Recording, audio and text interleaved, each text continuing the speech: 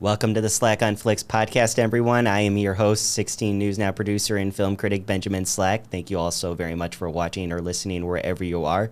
Well, we got a couple of firsts for this week's episode. We are taking a look at the first week of box office results in the month of August, and Superman is not in a top 3 position since its release. Instead, the Fantastic Four First Steps is still reigning supreme at the number 1 spot, earning $40 million. Now, this is a drop from last week's $198 million opening. In fact, the movie is still below its budget. It will need to make at least $500 million to break even. Sadly, it seems like Marvel fatigue is here. The First Steps, though, is the Fantastic Four adaptation that its creators would be proud of. It's a more serious Marvel film compared to the recent, and provides an excellent theming of sticking together as a family in the darkest of times, and culminates in a climax that a comic book fan like me, a huge fan of the Fantastic Four, got me a little bit teary-eyed. It resulted in a Slacker scale grade of a B+. Sitting at the number 2 spot is The Bad Guys 2 with an earned of over $22 million this week. It sees our anti-heroes from the first film's attempt to reform foiled by a group of up-and-coming masterminds. The animated feature is filled with comedic moments and heartfelt details, which resulted in a Slacker scale grade of a B.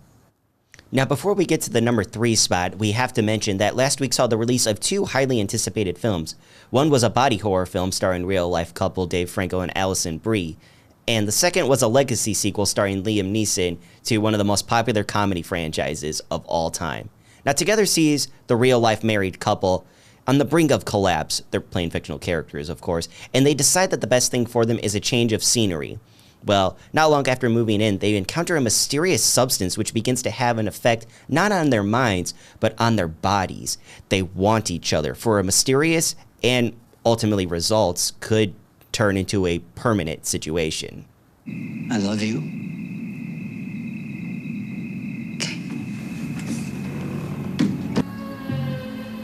You know, this could be the beginning When you roll over, you're on my hair. of something wonderful. Tim. I think something's happening to us.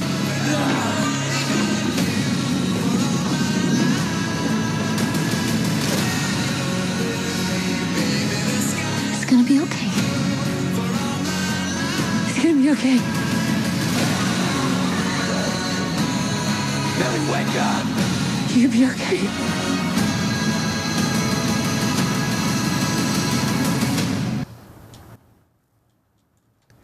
Now, this is going to be one of the most difficult films you're going to have convincing your other half to watch, as it combines a very odd combo of ancient mythology, John Carpenter's version of The Thing, and Jennifer's Body. Franco and Brie do a really wonderful job of capturing the tense moments of a marriage while also bringing in genuine feelings of fright and fear and suspense to the plot.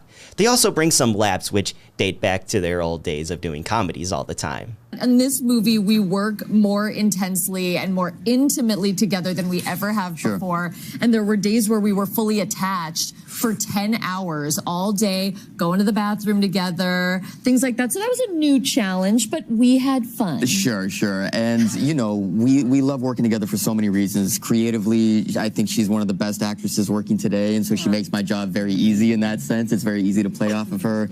And then it's just nice to have that emotional support. You know, what we do can be very vulnerable. We can really put ourselves out there, especially in this film. And so to be able to just kind of like check in with each other at the end of the day is very, very nice. Overall, Together brings us a solid summer fright that is one of the most disturbing yet well-made films of the year, a well-earned Slacker scale grade of an A-. Now, in a world of sequels, spin-offs, and spoofs, it shouldn't have been surprising that the iconic Naked Gun franchise would try to make a comeback in this strange age of reboots.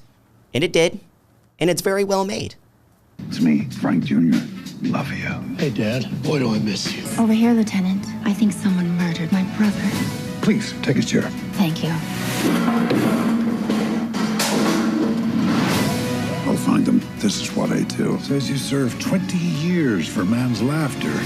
You mean manslaughter? Must have been quite the joke. Rest assured, I won't stop until I've found justice. We've upgraded your car with the most advanced crime-fighting tech. Drive forward 30 feet. Pretty smooth. Oh! This place is falling apart.